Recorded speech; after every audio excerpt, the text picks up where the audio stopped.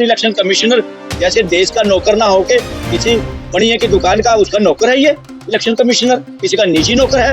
अभी आरएसएस ने अपनी एक मीटिंग में कहा कि देश में कुछ भी हो सकता है, टेररिस्ट हमला हो सकता है, और उनका बिहेवियर ऐसा था जैसे गुंडे का लठैत होता है। देश के चीफ इलेक्शन कमिश्नर का ये हाल देश बर्दाश्त नहीं कर सकता। ईवीएम के द्वारा मैनिपुलेशन हो सकता है और हो ही नहीं सकता है, किया जा रहा है, तो मैं समझता हूँ उन्हें इस पद पर बने रहने का कोई हक नहीं। स्टेटों पे ब्लेम लगाते हैं, यहाँ पे नक्सलवाद है। उन स्टेटों में एक ही चरण में इलेक्शन है, एक जगह या 2 चरण में है, भाई फिर इसका मतलब तुम झूठ का ढिंडोरा पीट रहे हो, लोगों को नक्सलवादी बना रहे हो। जैसे उत्तर प्रदेश, जैसे बिहार, तेलंगाना, इस तरह के जो बाकी राज्य हैं उनके अंदर 7 चरण तक में मतलब चुनाव हो रहे हैं। इसका मतलब क्या है 7 चरण का?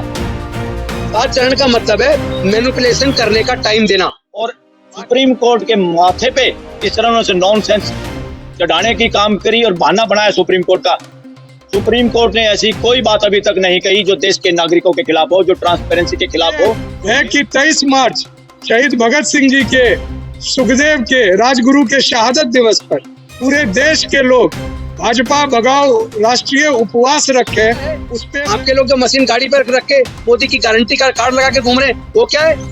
क्या चीफ इलेक्शन कमिश्नर और उनका पूरा चुनाव आयोग क्या भारतीय जनता पार्टी के लिए काम कर रहा है? क्या मोदी जी के प्रचार के लिए काम कर रहा है? 7 चरण में चुनाव कराने की घोषणा की, और घोषणा करने के साथ साथ उसमें कई बातें ऐसी देखने में आई हैं जो बेहद ऑब्जेक्शनेबल हैं। तो ऐसा कहीं लगता ही नहीं है कि कोई चीफ इलेक्शन कमिश्नर बोल रहा है, ऐसा लगता है जैसे भारतीय जनता पार्टी का कोई पदाधिकारी बोल रहा है। वो देश के लोगों की मजाक उड़ा रहा है। सटीक खबरों का सीधा असर। आप देख रहे हैं एनसीआर समाचार। अब सत श्री अकाल साथियों, सबसे पहले तो मैं पत्रकार बंधुओं का धन्यवाद करूंगा आज की इस प्रेस कॉन्फ्रेंस में आने के लिए। आज बहुत ही महत्वपूर्ण मुद्दे पर बात करने के लिए आप सबको बुलाया है। आप सब जानते हैं अभी 16 तारीख को इलेक्शन कमीशन ने प्रेस कॉन्फ्रेंस किया और उसमें चुनाव की घोषणा की। 7 चरण में चुनाव कराने की घोषणा की, और घोषणा करने के साथ साथ उसमें कई बातें ऐसी देखने में आई हैं जो बेहद ऑब्जेक्शनेबल हैं।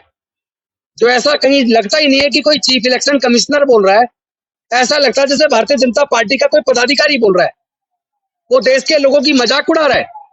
देश में जो सिविल सोसाइटी के लोग अपनी वोट की चोरी रुकवाना चाहते हैं, वो सिर्फ इतना चाहते हैं कि हमारी वोट जिसको हम दे रहे हैं उसी को जाए, ये भरोसा तो पैदा हो। लेकिन वो सबका मजाक उड़ा रहे हैं, कह रहे डब्बा लेके घूम रहे हैं कुछ लोग, ये डब्बा है, और आप जो लेके घूम रहे हैं वो क्या है? आपके लोग जो मशीन गाड़ी पर रख के मोदी की गारंटी का कार्ड लगा के घूम रहे हैं, वो क्या है? क्या चीफ इलेक्शन कमिश्नर और उनका पूरा चुनाव आयोग क्या भारतीय जनता पार्टी के लिए काम कर रहा है? क्या मोदी जी के प्रचार के लिए काम कर रहा है? और उसमें जो चुनाव की घोषणा हुई है, ऐसे लग ही नहीं रहा कि वो निष्पक्ष रूप से निर्वाचन आयोग ने चुनाव की तिथियां तय की हो। ऐसे लगता है जैसे किसी भारतीय जनता पार्टी के कार्यकर्ता ने अपने आका के साथ बैठ के चुनाव की डेटें तय की हो और अपनी सहूलियत देखी हो कि कैसे उनके बड़े नेता पूरे देश में जाके अपने प्रचार को आगे बढ़ा पाए। और उसमें सबसे मजे की बात तो यह है कि जिन राज्यों में एक तरफा चुनाव या तो बीजेपी के खिलाफ होता है या बीजेपी के फेवर में होता है, ऐसे राज्यों को चुनाव तो हो रहा एक डेट में। और बाकी जो राज्य हैं जैसे उत्तर प्रदेश, जैसे बिहार, तेलंगाना, तो इस तरह के जो बाकी राज्य हैं उनके अंदर 7 चरण तक में मतलब चुनाव हो रहे हैं। इसका मतलब क्या है 7 चरण का? 7 चरण का मतलब है मैनिपुलेशन करने का टाइम देना। आखिर ये चुनाव आयोग टाइम किसको देना चाहता है?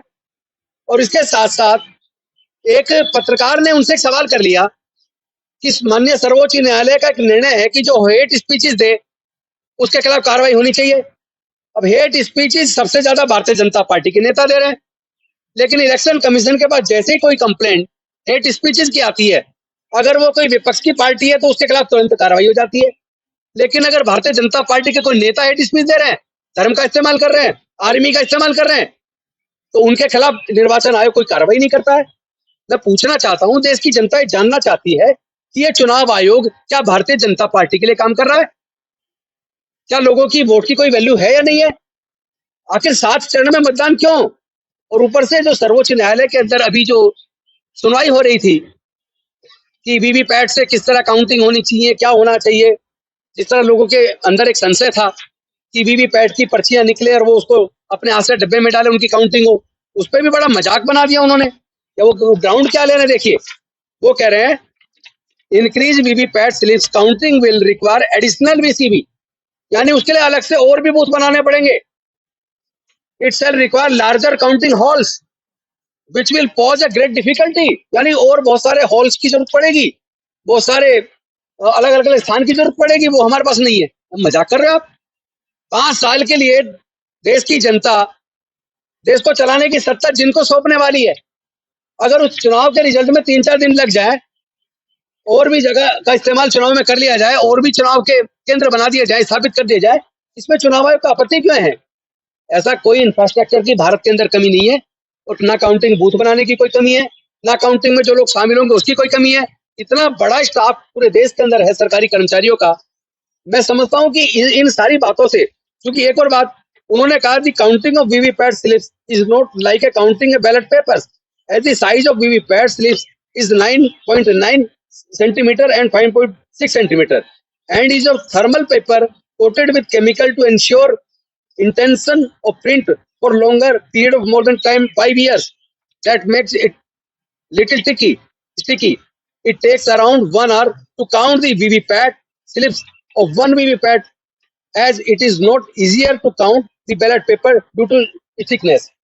यानी वो कह रहे हैं कि एक मशीन को की पर्चियों को काउंट करने में 1 घंटा लगेगा। अरे मैं कहता हूँ शायद 4 दिन लगे, इसमें दिक्कत क्या है? लोग सिर्फ इतना चाहते हैं, अगर आप बैलेट पेपर से चुनाव नहीं करा रहे, जीत पे ही अड़े हो, और आप ईवीएम से ही चुनाव कराओगे, तो कम से कम इतना तो कर दो कि उसकी पर्ची निकले, उसके हाथ में आ जाए। प्रिंटर लगाओ ना आप, ताकि उसकी स्याही ना उड़े, उसके हाथ में पर्ची आए, और उस पर्ची को अपने हाथ से बैलेट पेपर में डाले, और फिर सारी 100% उन पर्चियों की भी गिनती हो जाए। चुनाव का रिजल्ट अगर 2 दिन में नहीं 3 दिन में, जब आप 7 चरण में चुनाव करा सकते हो, 2.5 महीने तक वो मॉडल कोड ऑफ कंडक्ट लगा रहेगा, 2.5 महीने तक चुनाव प्रचार चलेगा, तो अगर काउंटिंग में 10 दिन लग जाए, वैसे तो 3 दिन का काम है, अगर काउंटिंग भी करा दे तो 3 दिन के अंदर हो जाएगी। मैं कहता हूँ अगर 5 दिन भी हो जाए, उसमें आपत्ति क्या है? 5 साल के लिए सरकार चुन रहे हैं, जनता 5 साल के लिए उनके हाथों में सौंप रही है देश को चलाने की बागडोर, उसमें दिक्कत क्या है? ऐसे कई राज्य आप देखिए, अमेरिका का देखिए, कई महीनों लगते हैं चुनाव की प्रक्रिया पूरी होने में। तो ये सच जाहिर होता है कि election commission free, fair, transparent चुनाव कराना ही नहीं चाहता। वो बीजेपी के बिहेस्ट पे काम कर रहा है, उनके इशारे पे कर रहा है। चुनाव आयोग के मुख्य चुनाव आयुक्त को मैं बताना चाहूंगा कि यह एक संवैधानिक पद है, और उस संवैधानिक मर्यादा में रहकर वो लोगों से बात करें, अपने संवैधानिक दायित्व का निर्वहन करें, जो दायित्व यह है कि इस देश में फ्री, फेयर एंड ट्रांसपेरेंट पोल हो। और ये करने के बजाय अगर वो लोगों का मजाक उड़ा रहे हैं, और खास तौर से उस तमाम सिविल सोसाइटी का जो ये जानती है कि ईवीएम के द्वारा मैनिपुलेशन हो सकता है और हो ही नहीं सकता है, किया जा रहा है, तो मैं समझता हूं उन्हें इस पद पर बने रहने का कोई हक नहीं। और दूसरी बात, मैं इंडिया गठबंधन के नेताओं को विशेष रूप से धन्यवाद देना चाहूंगा। कल बंबई में जो समापन भाषण था राहुल गांधी के भारत जोड़ो न्याय यात्रा का, जहां तमाम विपक्षी दलों ने यह माना कि ईवीएम जो है उस पर संदेश सही है और वीवीपीएटी की पर्चियों को गिना जाना चाहिए। इसके साथ ही मैं इस अपील को आज दोहरा रहा हूं कि जो तमाम संगठन हमारे साथ, किसान संगठन के जो साझा किसान मजदूर मोर्चा और जो एडवोकेट साहब हमारे साथ बैठे हैं, बलराज जी, ये सारे लोग जो हैं, जो एक कॉल दिए हैं, जो ये है कि 23 मार्च शहीद भगत सिंह जी के, सुखदेव के, राजगुरु के शहादत दिवस पर पूरे देश के लोग भाजपा भगाओ राष्ट्रीय उपवास रखें।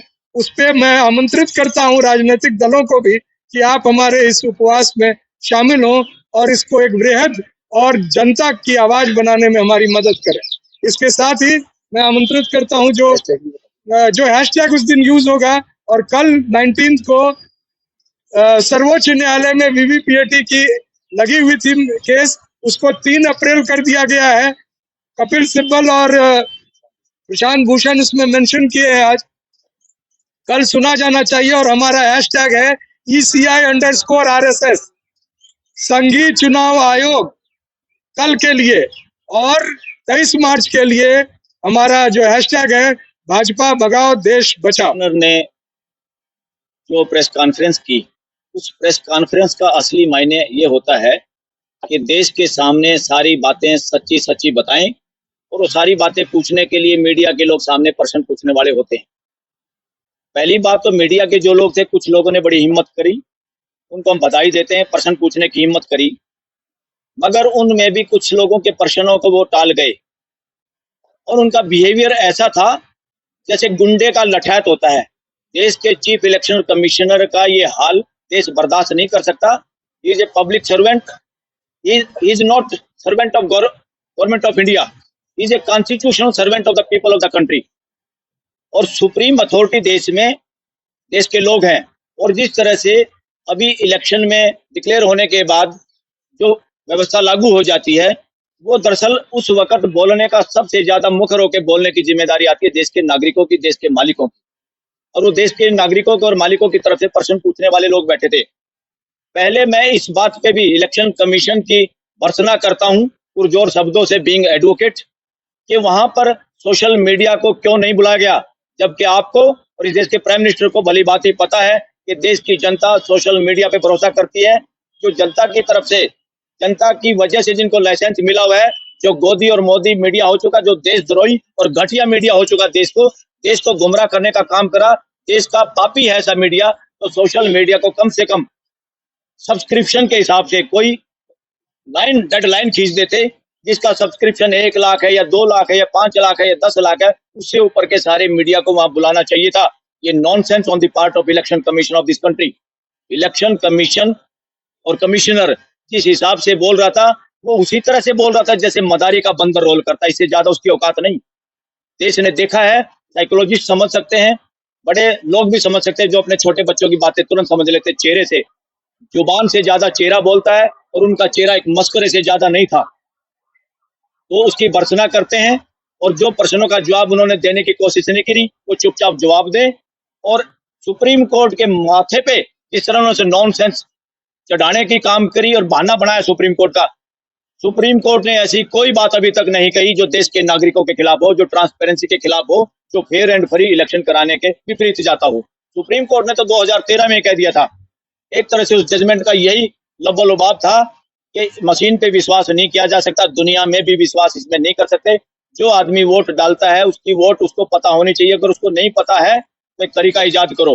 तो एक तरीका ईजाद करने के लिए एक सजेशन था, एक पूरा लिखित कमेंट था सुप्रीम कोर्ट का, Subramanian Swamy versus election commission of India and others में। वो क्लियर कट उसमें था। उसके बाद कितने साल हो गए, 13 का फैसला है, आज 23 हो गया। देश को चिल्लाना पड़ रहा है, हम लोगों को प्रेस कॉन्फ्रेंस करनी पड़ रही है, लोगों को धरने जुलूस और गिरफ्तारियां देनी पड़ रही है। क्यों भाई? और इसके पीछे किसका हाथ है? 2013 की जो ऑर्डर है, जो जजमेंट है सुप्रीम कोर्ट का, लॉ मिनिस्टर का क्या काम है? लॉ मिनिस्ट्री का सारा काम है कि सुप्रीम कोर्ट के हिसाब से, या जो आदेश दिया, जो कानून है इस देश का, उसको फॉलो कराना, उसके अनुरूप सारा मामला हो जाए। और देश का प्राइम मिनिस्टर क्या कर रहा है? देश का प्राइम मिनिस्टर कैसे उस गुंडागर्दी में शामिल हुआ कि डेट 15 तारीख की लगी हुई सुप्रीम कोर्ट में, वो 14 तारीख को अपॉइंटमेंट करता है देश के 2 इलेक्शन कमिश्नर का। पहले भी जब सुप्रीम कोर्ट के चीफ जस्टिस पार्टी बने थे, उसमें भाई एक आदमी चीफ जस्टिस होगा, और जब तक तुम कानून बना लो कोई अच्छा, पर कानून बनाना था संविधान के हिसाब से, कॉन्स्टिट्यूएंट असेंबली के हिसाब से, हमारे फोरफादर के ड्रीम के हिसाब से, देश की जनता के ड्रीम के हिसाब से, कि बिल्कुल इंडिपेंडेंट कमेटी होगी, इंडिपेंडेंट आदमी को बनाएगी। तो चोर दरवाजे से आधा घंटे मुश्किल से वो कागज पहले दिए होंगे तीसरे आदमी को, जो अपोजिशन का लीडर है। अरे 6 आदमियों के बारे में जानेगा कौन चोर उचक्का है, कौन भ्रष्ट अधिकारी है, कौन रबड़ स्टैंप है सरकार का, कैसे वो कमेंट करेगा? तो वो समय नहीं दिया गया। ऐसा धोखा और पहले भी कमेंट कर चुकी थी सुप्रीम कोर्ट। पुराना जो लगाया था, जो भाग गया छोड़ के, वो कैसे भाजा, उसका उम्मीद तो थी नहीं। ढूंढ के तो लाए थे इस तरह का बंदा जो चुपचाप मदारियों की तरफ, मदारी जैसे कहेगा बंदर ऐसा तमाशा दिखाएगा, वो बीच में भागा छलांग मार के, देश को पता ही नहीं। और देश का प्राइम मिनिस्टर और देश का लॉ मिनिस्टर इस देश को बताने में विफल हुए कि इतने महत्वपूर्ण पोस्ट का आदमी कैसे छोड़ के भाग गया, क्या कारण हुआ, देश अभी भी जानना चाहता। तो साथियों, देश के सामने और देश के मालिकों से हमारी रिक्वेस्ट है, हमारा निवेदन है, इस वक्त जब इलेक्शन के बाद सरकार एक तरह से सारे प्रशासन पे काबिज हो जाता है इलेक्शन कमिश्नर, और उसमें चीफ इलेक्शन कमिश्नर उसके 2 साथी, वो उनके हिसाब से अफसरों की बदली होती है। काफी अफसर बदल गए हैं कई स्टेटों के, उन स्टेटों के ज्यादा बदले जहाँ पे बीजेपी की सरकार नहीं है। उन स्टेटों में जहां बीजेपी धींगा मुस्ती नहीं कर सकती वहां एक चरण में इलेक्शन है, और जहां पे इनको धींगा मुस्ती करनी है, बदमाशी करनी है, एक ही स्टेट में 5-5, 7-7 बार इलेक्शन है। भाई क्या वजह होगी? और जिन स्टेटों पे ब्लेम लगाते हैं यहाँ पे नक्सलवाद है, उन स्टेटों में एक ही चरण में इलेक्शन है, एक आध जगह या 2 चरण में है। भाई फिर इसका मतलब तुम झूठ का ढिंडोरा पीट रहे हो, लोगों को नक्सलवादी बना रहे हो, बदमाशी करके जंगलों पे कब्जा करना चाहते हो, फ्रॉड करके चंद पूंजीपतियों को पैसा देके 2 नंबर में पैसा लेते हो। अभी तो साथियों इलेक्टोरल बॉन्ड के अंदर भी ये पाएगा इस आदमी का प्रॉफिट ही नहीं, वो इतने दान कैसे दिया, इन्हीं का पैसा 2 नंबर का। अभी पोल खुलेगी, और अगर जैसे आज वो जमानत कैंसिल हुई है एक दिल्ली के मंत्री की, सत्येंद्र जैन की, उसमें क्या कहा सुप्रीम कोर्ट ने, ये मेन वो था प्रभावी करने वाला, उस कंपनी में थे तो उनके बच्चे डायरेक्टर वो थे भी नहीं, मगर उन्होंने कहा इस पे ज्यादा इस कंपनी को एक तरह से ये आदमी कंट्रोल कर रहा था, इफेक्टिव कंट्रोल सत्येंद्र जैन का था। अरे इस देश पे तो इफेक्टिव कंट्रोल इलेक्शन कमीशन पे भी, और जितना बॉन्ड आया उस पे भी इस देश के प्राइम मिनिस्टर का है। पकड़ो उसको, गिरफ्तार करो, ठोको जेल में। कितनी शरारत हो रही है, कितना ढोंग हो रहा है, एक लोग को कितने तरह से यूज करोगे आप पार्टी का आदमी इफेक्टिव कंट्रोल बता के सुप्रीम कोर्ट उसकी जमानत रद्द करती है, और एक आदमी गुंडों की तरह व्यवहार कर रहा है। उसके अफसर इलेक्शन कमिश्नर जैसे देश का नौकर ना होके किसी बनिए की दुकान का उसका नौकर है ये इलेक्शन कमिश्नर, किसी का निजी नौकर है। ये नॉनसेंस नहीं चलेगी। और अगर नई election free and fair election कराने की जिम्मेवारी सरकार के भरोसे नहीं रहना साथियों, खुद खड़े होना है। और इतना लंबा इन्होंने समय कर दिया, इसमें भी जालसाजी है, इस करप्शन को भी पकड़े जाने की जरूरत हो सकता है। इसके खिलाफ भी सुप्रीम कोर्ट में कुछ मुकदमे दायर हों, पोल बहुत ज्यादा खुलने वाली है। और पत्रकार लोगों को भी, आप लोगों को भी निवेदन, आप और नए लोग बनाओ ऐसे, आप जैसे लोग अपनी टीम बढ़ाओ कि फ्यूचर में जहां जहां ये ईवीएम मशीनें होंगी वहां पे कौन आदमी बीच में चेकिंग करने आ रहा है, चाहे पुलिस का अफसर हो, चाहे कोई लाल बत्ती वाला एडमिनिस्ट्रेटिव अफसर हो, किसी भी बदमाश की गाड़ी को ऐसी जगह पे जहां हमारी मशीनें रखी होंगी जाने नहीं दिया जाएगा। जनता चेकिंग करेगी, ये नहीं सोच के पुलिस है। करप्ट भ्रष्ट लोग और करप्ट भ्रष्ट पार्टियां उन्हीं अफसरों के जरिए नकदी कैश उन्हीं की गाड़ियों में, ताकि किसी को शक ना हो, उन्हीं के जरिए सारी बदमाशी करते हैं। और इतने चरण में इलेक्शन करने का क्या मतलब है पता है? नंबर 1, उन्हीं अधिकारियों को, चाहे वो पुलिस के हों, पैरामिलिट्री फोर्स के हों, चाहे दूसरे हों, जो इनको ये बनाएंगे रिटर्निंग ऑफिसर्स स्टेटों में, ये कुल मिला के कुछ पालतू ऑफिसर देश में ऐसे हैं इस पार्टी के पास, उन्हीं को बार बार ये लगाएंगे जो चोरी करने में एक्सपर्ट हैं, जो इनके कहने से दिन को रात और रात को दिन करने के लिए तैयार हैं। वो सारे ऐसे हैं, उनके डोजियर इन लोगों के पास है, और वो डोजियर के हिसाब से इनसे कुछ गलत काम कराते हैं, और वो जब कुछ भी करने के लिए तैयार रहते हैं, और कल गलत काम पकड़ा भी जाएगा, वही लोग पकड़े जाएंगे। और असली अपराधी, असली चोर, जो गुंडे छुपे हुए हैं इस देश में, अपराध मानसिकता के जो नेता, जो इस देश के अपने आप को मालिक समझ बैठे हैं, उनको फिर भी छूट जाते हैं। तो इफेक्टिव कंट्रोल के हिसाब से, चाहे मंत्री हो, चाहे देश का प्रधानमंत्री हो, चाहे इलेक्शन कमिश्नर हो, इन लोगों के में कहीं भी काम में कोताही बरते तो ये लोग जेल में जाने चाहिए, और जाएंगे जब देश के लोग जागरूक हो जाएंगे और हम सब अपनी अपनी जिम्मेवारी निभाएंगे। अभी आरएसएस ने अपनी एक मीटिंग में कहा कि देश में कुछ भी हो सकता है, टेररिस्ट हमला हो सकता है। साथियों, ये एक तरह से आरएसएस की साजिश है।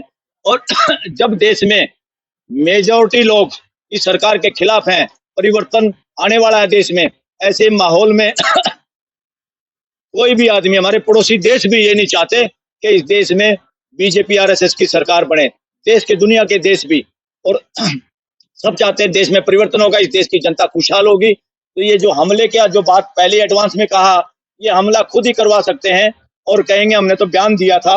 इस काम में ये एक्सपर्ट लोग हैं, ये भी जांच और इन पर नजर रखनी पड़ेगी